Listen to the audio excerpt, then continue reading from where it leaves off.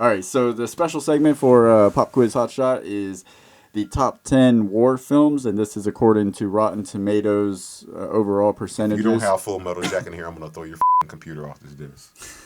So say something now. It has nothing to do with me. This is Rotten Tomatoes. And there are apparently a lot of films about war. So number 10, 1938's Grand Illusion with a 97%. Jean Renoir's Grand Illusion is a masterful anti-war statement bringing humane insight and an undercurrent of ironic humor to an unusual relationship between captor and captive. I've never seen that one. Neither have I. That's TTFT first. Number 9, 1962's Lawrence of Arabia with a 97%. The epic of all epics, Lawrence of Arabia cements director David Lean's status in the filmmaking pantheon with nearly 4 hours of grand scope, brilliant performances, and beautiful cinematography. Number 8 is 1993's Schindler's List. Which they made us watch in high school. Go ahead. Schindler's List got a 97%. It blends the abject horror of the Holocaust with Steven Spielberg's signature tender humanism to create the director's dramatic masterpiece. And number 7, 2009's The Hurt Locker with 97%. A well-acted, intensely shot, action-filled war epic. Catherine Bigelow's The Hurt Locker is thus far the best of the recent dramatizations of the Iraq War. Also with Jamie Foxx, who currently played with Collateral, also starring Lance Grossman, who was Tom Cruise. Throw that thing down and reverse it. You beat it up. Then switch sides. Trick Daddy reference, season 2. Number 6, 1930s, All Quiet on the Western Front with a 98%. This is director Lewis Milestone's brilliant anti-war polemic, headlined by an unforgettable performance from Lou Ayres, lays bare the tragic foolishness of the heart of war.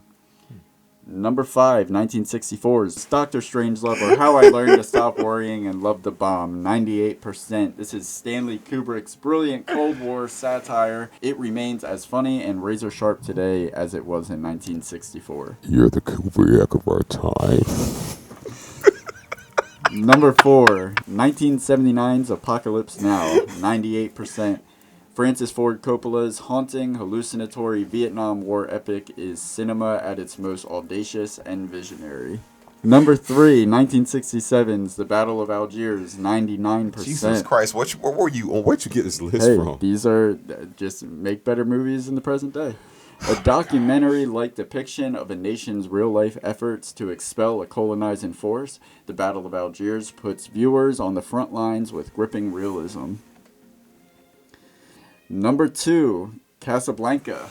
Okay, now we get to something. Okay. 99%. Jesus Christ. An undisputed masterpiece and perhaps Hollywood's quintessential statement on love and romance. Casablanca has only improved with age, boasting career-defining performances from Humphrey Bogart and Ingrid Bergman. And before we get to number 1, here are a few honorable mentions. Dunkirk, Patton, Three Kings, Full Metal Jacket, Saving Private Ryan, and Inglourious Bastards, all reaching into the 90th percentile. And Headphones on the part of the black community, this is for me. You can go in and silhouette me. I would like to submit that the fact that Menace to Society, while that is most people consider the hood of urban warfare. And kids, this is what we call throwing you the alley-oop off the backboard. What I was trying to say before I was interrupted here was that while Menace to Society was a war zone, there was actually a war movie called Dead Presidents. And the fact that I didn't make this list lets me know this list is bullshit, because you know what, we have a responsibility to film, not urban film, not black film, not white film, not Latino film, not alien film, not Fuji film. See what I did there? We have a responsibility to film, to always recognize all genres. And the fact that Dead Presidents, featuring Chris Tucker, Lorenz Tate, is that bro? That's me. No, the fact that Dead Presidents was not mentioned in the top war films of all time is what it needs to be. Who's that? Nothing. Yeah, right. It was nothing. So with that being said, Dead Presidents, I'm videoing. This is my mini video of the year, Vito Jr. So there we go, guys. So I just want to say that was a very awesome war film. But guys, those are your top 10. Nah, I didn't get the number 1, motherfucker. Yes, you did. I just gave you number one. That's number 2 at best.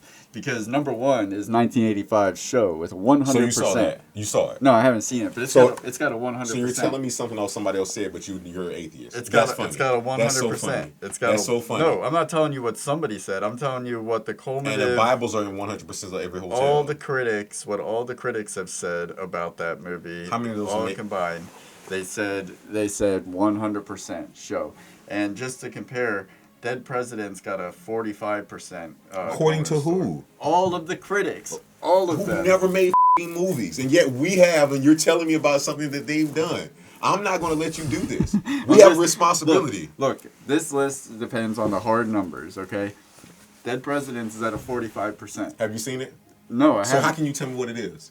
And you have, let me get this straight. You've not seen Dead Presidents nor Show, but you're telling me that Show's better than Dead Presidents. You're not qualified to say that. This is not a biased list. This is according to Rotten Tomatoes. The disclaimer is there. You want to listen to Rotten Tomatoes or Cook Greens? Rotten Tomatoes is just a good jumping off point. Like, is this movie worth getting into? I'm not a jump off. I'm an escort. I cost. 1985 Show. Expansive in its beauty as well as its mind-numbing horror, Show is a towering and utterly singular achievement in cinema, at least 55% better than Dead Presidents, according to Rotten Tomatoes scores. And that is the complete Idiocracy of the internet. Of top 10 Jesus horror Christ, he's films, better than this. Have you had enough coke? Here.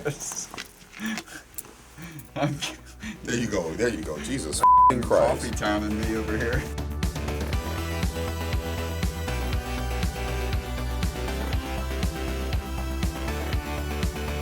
Why don't you subscribe? It'll last longer.